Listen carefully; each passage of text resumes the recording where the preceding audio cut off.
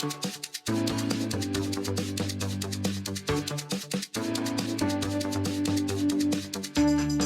to the Human Factors and Ergonomics Hub, a series of educational podcasts that showcase the connection between human capabilities and good work design, brought to you by the Human Factors and Ergonomics Society of Australia.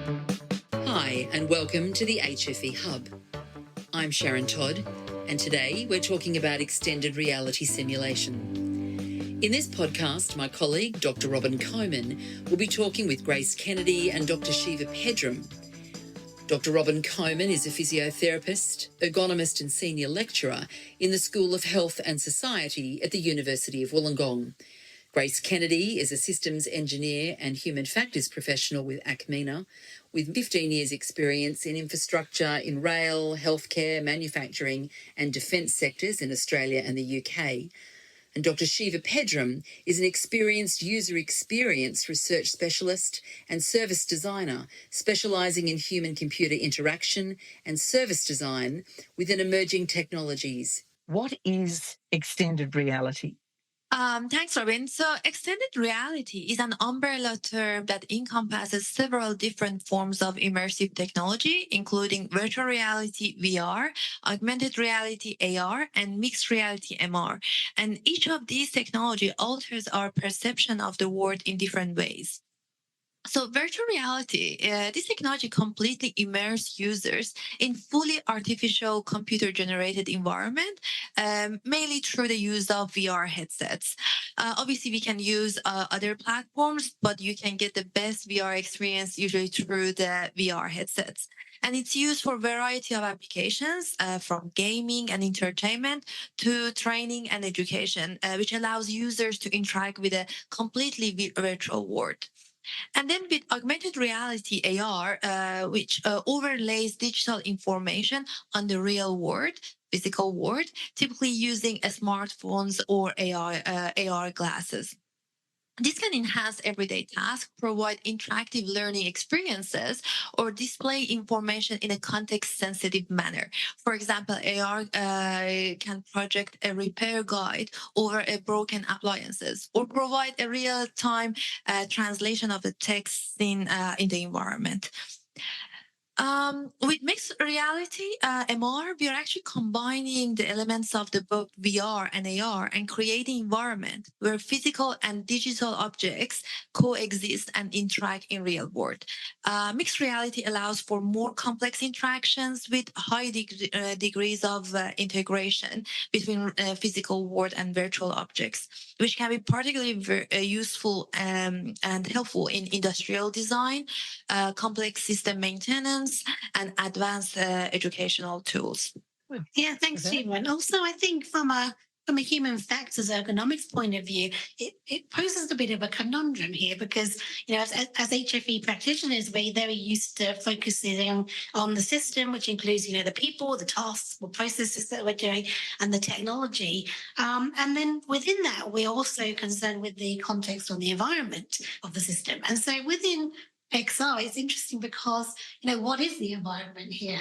Is it the actual simulated environment? Is it the real version of the environment? Or is it the actual physical environment that the learner with the headsets actually in? So I think there's an interesting conundrum there, which environment we actually consider. But also it's about, along with all those different types of reality that you can have, there's all these different degrees of or varying amounts of interaction as well between the human and the system that we need to consider. So extended reality is obviously therefore much more than computer games.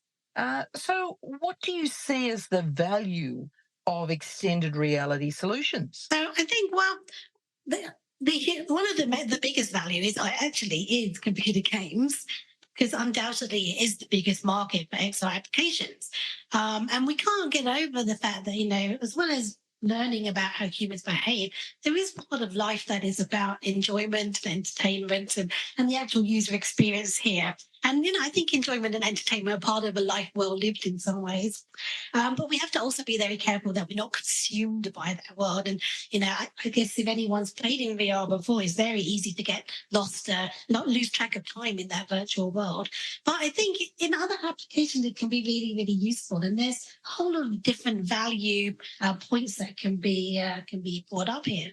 Yeah, exactly. And just to add on to that, serious games falling on the gaming and entertainment are also becoming very, very popular with XR, because when I talk about serious games, it's mainly like training through gaming and being exposed to scenarios that would be very difficult or high risk to train and access in physical world. So, for example, for high risk industries such as mining, it's very difficult to provide that safety training in the physical world, because if, for example, miners are training for fighting a fire underground, we can't, or it will be very risky, high cost, time consuming to recreate such a scenario in physical world. But with the application of virtual reality, we can create this scenario in VR and allow the mines rescue team, for example, to practice these scenarios in VR. This way, they are exposed to these scenarios. They know what's the drill, what are the procedures, what needs to be done, and at the same time, they are not put at risk. No operation has been disrupted. We are saving time, life. So yeah. Lessening the exposure to risk. You also, for certain types of aspects, you're also reducing the amount of waste of real products or real conditions. So, as Shiva said, if you're doing mining, you don't want to be, destroying actual sites. If you're in the medical field, you may be having to do simulations with mannequins where you're using real, sterile equipment, and with if you've got the virtual versions, you're not going to be wasting those. And there's other things as well with value that I guess we'll talk about a little bit more in more detail, is things like, well, we can steepen the learning curve in terms of procedural learning, and to some extent the psychomotor skills as well, when we're allowing people to practice with no risk and less waste as well. And I think there's one final maybe useful value use case is about providing experiences too. So it's not always about exposing people, but it's about saying, well, there's certain people or variability in people where you can't physically experience things. And I think there's a real value there for exposing people to that kind of experiences too. Yeah.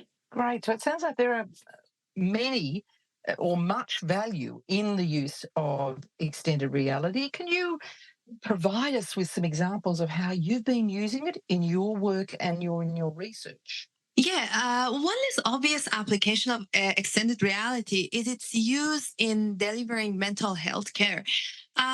So in one of the most recent research that I have been doing, we were looking into finding better ways to improve remotely delivered mental health care, especially thinking about those who can't access mental health services, like those who live in big cities or close vicinity to these services. So currently, these communities, those who are living in remote locations, are mostly supported by using telehealth services such as counseling over Zoom, Skype, or phone-based, which are research has shown that it's not really optimal, and the premature termination rate is significantly higher when these services are delivered online, in comparison to the face-to-face delivery modes. And the main reason for this high premature termination rate, is actually lack of or very low engagement. So someone might ask, like, what is engagement and why does it even matter? And engagement is very important because it refers to the commitment of the client or patient to be active and willing to share their inner world by disclosing their thoughts, feelings, problems, and history with their psychologist. And that cannot be optimally achieved in current online solution that we are offering. So in this research, what we did, we looked into how VR compares with Skype or Zoom-based counseling. So what if we were going to deliver this counseling and therapy session using a virtual reality as a platform? And when we compared the participants' counseling experience in VR versus in Skype, we observed that generally participants had much more positive attitudes toward their VR session than in their Skype. They were reporting very high sense of co-presence and social presence with their therapist, meaning that they were feeling that they are there in the room with their therapist and going through that counseling session. And they were actually feeling that they were less distracted with whatever is happening around them, and they could really focus on themselves. They felt more in a private setting and more comfortable about opening up and sharing their thoughts and feelings in VR in comparison to the Skype. But this study was a self-reported study, so we used questionnaires before and after each session to observe and understand the participants' experience. So in the second phase of this research, we looked into measuring the physiological responses, heart rate, and skin conductance. And we wanted to see the level of emotional engagement that participants are experiencing in VR and compare it to the gold standard, which is the face-to-face session. So in this second phase, we had 30 participants, and they went through a VR-based counseling and face-to-face counseling in a randomized order. What we observed that the self-report after each session was that face-to-face is what they know of, they are used to, and they find it very a comfortable approach. That said, virtual reality had created that opportunity for them, a safety blanket for them to open up and talk about things that they are usually a bit reluctant to share because of the feeling of judgment and worry that, the fear of a stigma. And then the other thing that, as we observed, was the physiological measures, the heart rate and skin conductance. It shows that the engagement levels were comparable in these two modalities, and that hasn't been reported and researched before. And our team is the very first one looking into this kind of measures for counseling, and this is very promising finding, showing that we are emotionally in a very comparable level of engagement in VR versus in-person counseling session. And Grace, I gather you've got some other more recent experiences too in your consulting space.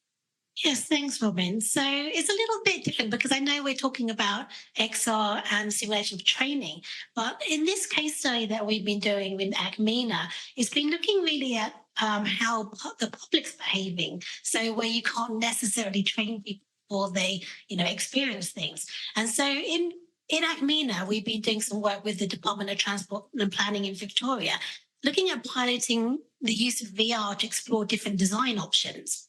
And so this is work that my colleagues Ian Banks and Mark Edwards have been spearheading for Acema. So one of the biggest problems with pedestrian crossings and behaviour is there are quite high safety risks in entrapment at active crossings. And so imagine, if you will, you come up to a pedestrian crossing, and if it's an active one, that means that there's some kind of barrier that was put in place. And so in this case, it's a physical gate that swings shut, not like those booms you see on the roads, but an actual like half-height door style gate that swings shut.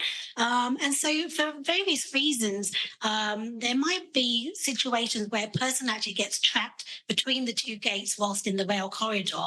And this could be, intentional trespass, or it could be that they've somehow accidentally taken too long and got stuck within those gates. And what they need to do is be able to work out how to get into the emergency safe space, and then work out how to negotiate how to activate the emergency gate that will let them out. So it's a different gate to the one they've come in.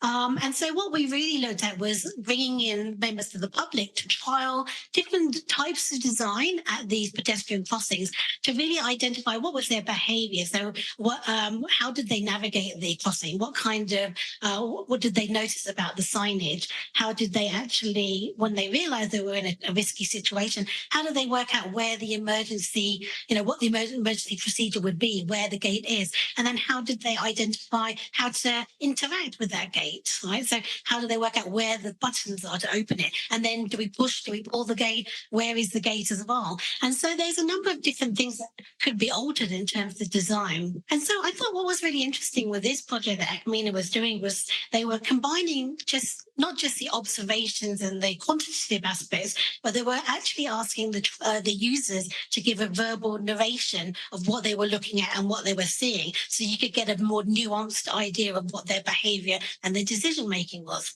And so for me, I think it's a slightly different topic, but it is similar. That is a VR trial that really looked at these alternative design solutions to understand how members of the public would navigate that situation and ultimately make it better and more safe. Yeah, and thanks, Chris. Very interesting.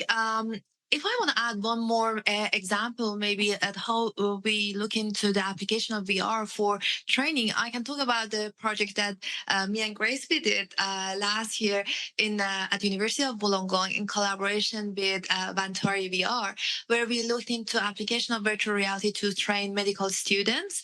And it was very interesting that in this study, we had two groups of students who one group, the study group, they received only 15 minutes VR-based training on top of their usual sessions, and the control group, they didn't receive the VR training, but they received all the other necessary training from university. And when they went to the practical session, we observed that the study group, the group that they've gone through virtual reality training, they were significantly more confident in performing the task, the practical task. They were following the safety and hygiene procedure significantly better than the control group. They were making 40% less error compared to the other group. And in overall, they were more successful in finishing and completing the task. And that was very... Shiva, that task involved putting in a cannula, was it? No, that was for ABG collection. So that was for blood collection from the patient. And we were talking about the students that they had no exposure to this task before. They were complete novices. They were second year students at university. So we made sure that the participants, it's their first time being exposed to this scenario in VR. And then we had a second stage, which I think is what Robyn was talking about, was we then looked at another procedure, which was the intravenous cannulation. So that was a pretty interesting one, because we moved on from the first study to then look at, well, how do we support adaptive learning with our users, because not everybody learns in the same way.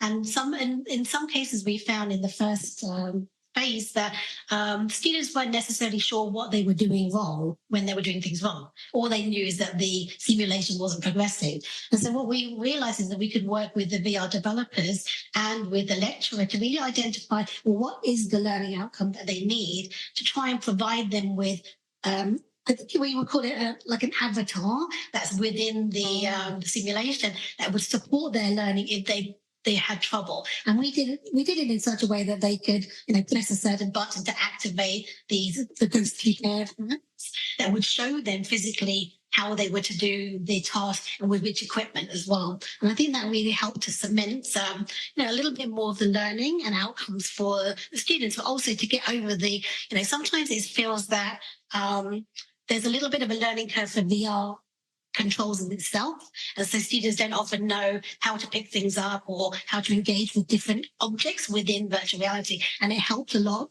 to get over some of those training of VR problems first, so they could focus on the training for the actual procedure of IBC.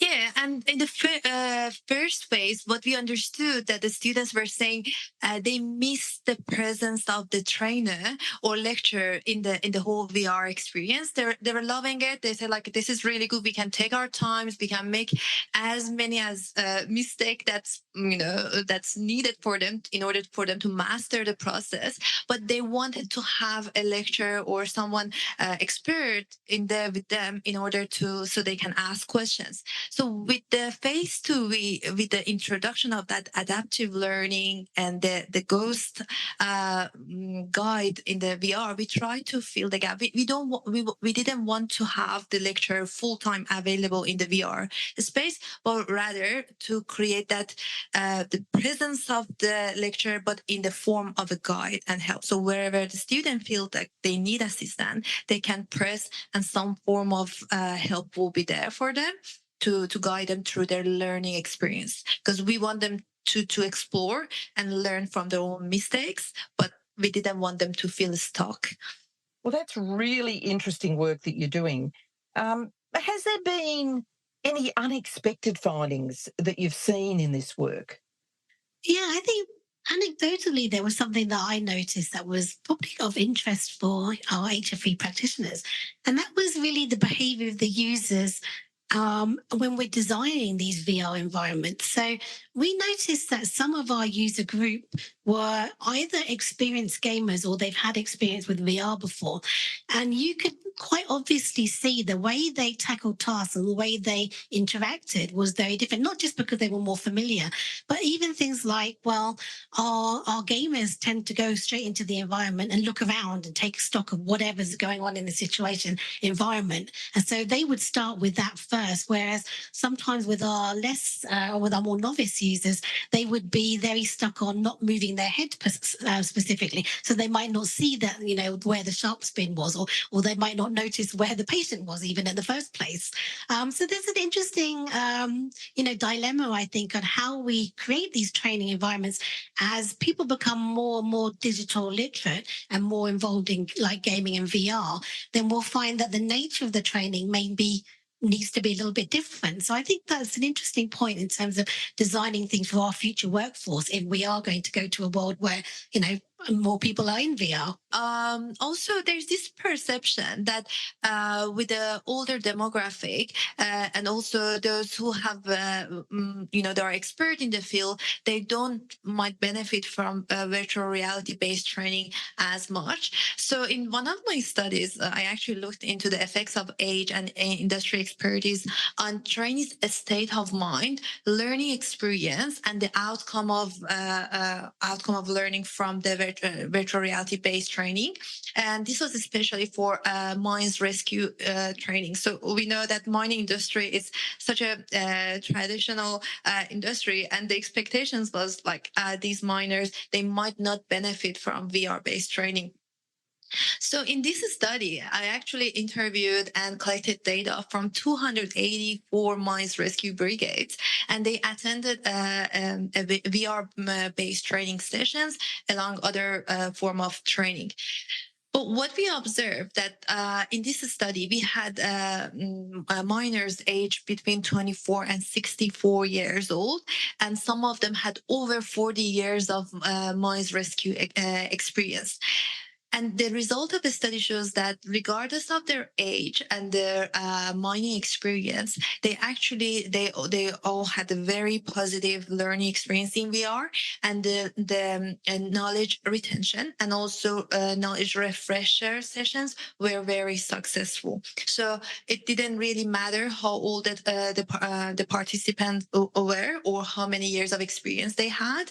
They benefited from the training sessions very, I wouldn't say equally, but in a very close proximity of each other. So that was very interesting to see and observe. For human factors ergonomics practitioners, do you have some key tips that you'd like to share for those who are considering using extended reality? So I would say the very first thing is understanding user needs and context. So like every single day we are hearing a new technology is out there, a new development is happening, and the temptation is there to just jump on this technology and just use them because why not? But that has resulted in so much of failed experiences and not really achieving the expected outcome. So I would say the very first thing that usually needs to be done is having a proper problem statement. What's the problem you're trying to solve? Understand the user needs, that what needs to be solved for that user, and the context. Because we had like this training session for minors, and for this certain scenario, what we observed that virtual reality is not a right platform to be used, right? And just simply by running that training session on the desktop, we would easily get the better results. But then there are other certain scenarios that they work much better because there are, for example, the miners need to follow certain procedures, perform certain tasks. That's where virtual reality and that immersion and immersive experience is necessary and added value. So I would say that's the first. And then the second one is prioritizing the content because, XR is like a book, like the cover of the book doesn't matter. What is it is whatever we put inside that book or inside that XR is very important. So that content should be consistent and coherent. So it has to make sense and it has to be in line with the user's real life experiences. So if it's around training, we have to be honest about what we are putting in virtual reality and the scenarios that we are creating, because we are about to trick the brain into react as if it's a real situation, right? For that to happen, the scenario and the environment, it has to be realistic enough. And then the third one is around the focus on usability and accessibility. So we have to be careful that, again, with these technologies, as they are getting better and better, obviously they are becoming more usable, more accessible, but still we are all different humans with different capabilities and limitations. So we have to be mindful of what we are exposing our users to. And the last one, I would say, like whenever designing for designing for virtual reality, for extended reality in general, not specifically VR, it's always beneficial to have a multidisciplinary team, because we are aiming to recreate a real life or physical world into a virtual space. So there are so many elements that has to work together nicely in order to create that very good experience. So having a psychologist on board, engineers on board, UX designers on board, they all matter because that will enrich the experience. Yeah, absolutely, Shiva. I agree with all those points as well. And yeah, it does feel like sometimes XR is the latest exciting new technology. And we really do need to make sure that we're thinking about, do we actually need to use it in the first place? Is it going to be a replacement or enhancement of existing training situations? And also, what are those requirements for that socio-technical system that we're developing? Not just like a VR headset, it's a system, right, that's going to be used for education or for learning or for some other purpose. And if you're able to get those requirements, then you're able to then validate your system and prove that it's actually fit for purpose. And so from my point of view, I'd say that's the number one thing. The second one, I guess, with technology is high fidelity doesn't equal high rate of learning either. So it's not like the best bells and whistles is going to give you the best outcome. So you've got to also shape it with that. And then the final one is really going around that socio-technical systems perspective is really important, because I'd say probably like 90% of the research that's out there in this field is very focused on only the end user. So only the learner or only the person who's wearing the headset. But actually, we shouldn't forget about all the humans involved. As we know in HFE, we consider all humans at all stages during the system life cycle. So we really need to think about the end user, but also the others. So things like, well, you want to partner with your VR developers. You want to partner with all the people in your organization. So, for example, when we talked about the healthcare and the medical clinical procedures, we actually we did these user trials, but around that, there was a large piece of work where we actually looked at what was the capabilities that could be reproduced through the VR's developer's perspective, but also what were the actual learning outcomes from the lecturer too.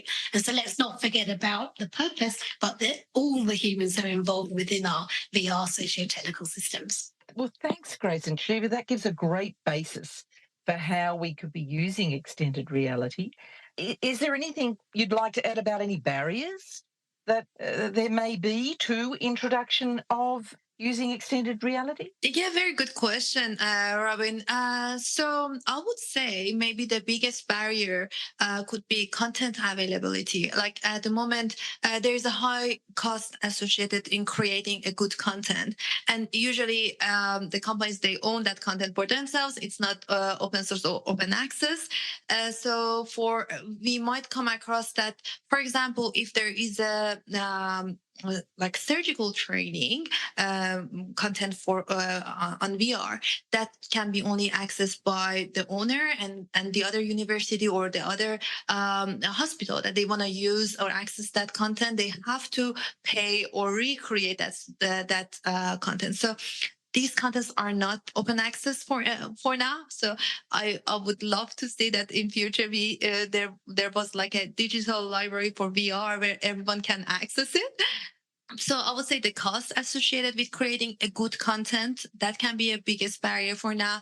Or the hardware, it's getting cheaper every day, like with Quest 3 now sitting at around 800, 900.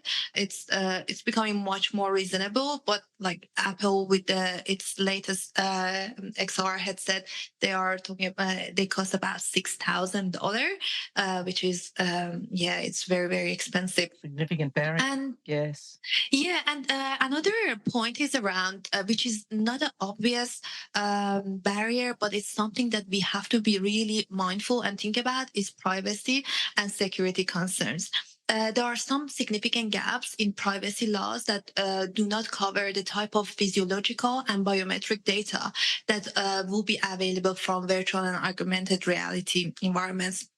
As the existing laws around biometrics are tightly connected to identity, but there are entirely new classes of data available from XR that they are called as biometric psychography, which is like new concept for a novel type of bodily centered information that can reveal intimate details about users' dislikes, preferences, and interests. This term is actually coined by Britton Heller, and she talks a lot about this. I find it fascinating. Like, just to give you an example, like when you put a VR headset on, they often use eye tracking technology to improve users' interaction by accessing where the user is looking at and adjusting those visual experiences accordingly. This data can be extremely sensitive, as it could potentially reveal a user's interest, reaction to different stimuli, or even health-related information like likelihood of neurological diseases. So what is important, that we have to make sure that this data is securely encrypted and only used for the intended purpose, which is giving the user a good and smooth experience, and for nothing else. So I feel like as these technologies are becoming more mainstream and becoming more accessible, we have to be really clear and strict about all this privacy and data security around them. And if they are not really well taken care of, they should be seen as a barrier for us to use them. Yeah, and I think also there's another view as well. So speaking about the physiological issues, you've got obviously a proportion of the population simply can't use VR in the first place due to either cyber sickness or ocular diversity. So that could be one barrier that you might consider. There's also aspects about, well, VR is not new. It's been around since at least the 1980s, but it's really only becoming more mainstream around 2016. And I read some stats recently that said, in the year 2021, which was, unfortunately, when we were all in pandemic, that the rate of sales actually doubled in 2021 alone. So we're seeing it in more and more people's hands, in more people's households. But what we don't really know is how people are interacting and spending a lot of time in VR, what that long-term effect is going to be. So I read some research and findings that talked about they were displaying thickening in choroid layers within the eye in adults when they were using it for long periods of time. We simply don't know the effect of how children might be affected when they're going to use it, and how long they're using it for, and whether it's affecting how they grow and their eyes are working. And then the other aspect, I guess, is what Shiva talked about, which is really that affordability issue. And I think it is software availability and its cost, but also we've got all these different new, every other year there seems to be a new model coming out of one of the large VR companies. And what I've noticed is that you start to see some of the other headsets becoming obsolete now. So you're laying out a whole lot of outlay in terms of cost to build a capability with this suite of hardware that suddenly you might not be able to use in a few years, and you might need to update. And I think that's another major issue. And the final one here is really about organizational readiness. So sometimes you do have, a really wonderful solution with VR that the users want, that, people in the organization might want, but you've got this big stumbling block in terms of the actual decision makers and the strategic people within the organization who also have to be convinced that there's a proper business case here. And the final question I'd like to put to you is, what's next for extended reality? I mean, are you seeing that we're going to be living in an extended reality world in the future? I mean, there's so many new technologies that are coming out. Are they just a passing fad, or do you think we'll be seeing more and more use cases for it? Yeah, I think, many people might think of that dystopian world that we see in the movie Ready Player One. And if anyone hasn't watched it, it's a Spielberg movie where it's sort of set in the future and people are pretty much living their lives in VR. People are living, they're working, they're playing, they're having relationships in an entirely virtual shared world. And so many people think that's, is fiction, but in some ways, it kind of seems to be becoming fact, some people. So things like, even before VR was really taking off, you've got, people living in the virtual world during, like World of Warcraft with avatars that are living there. We've got things like the Facebook metaverse that's coming along now where, I've seen that most of the major brands, they've got an outlet or a shop within that metaverse as well. And Shiva and I were really lucky because we got access to be early adopters of the Meta Quest Pro. And so with the Quest Pro, it has these internal cameras that look at your eye and look at your face structure, and they can actually identify your expressions on your face. And so what it enabled Shiva and I to do was to actually do some of our work together in a virtual room. So I think we used Horizons doing that for that. And it was interesting because although we could see each other's expressions, the avatars are a little bit funny looking sometimes. But we managed to quite successfully hold quite a few meetings where, we could lay over the VR on top of our own laptops. We could type our own laptops within the virtual reality, and then we could share things in a virtual meeting room and actually work together. So I don't think we're too far off the space where people aren't working in VR in the future. Yeah, I totally agree with what Grace is mentioning. And when I think about VR, for me, it feels like the time before internet, after internet, or before mobile phone and after mobile phone, that we can't really distinguish. Like now, mobile phones, internet, everything is so part of our life that we can't even imagine living without them.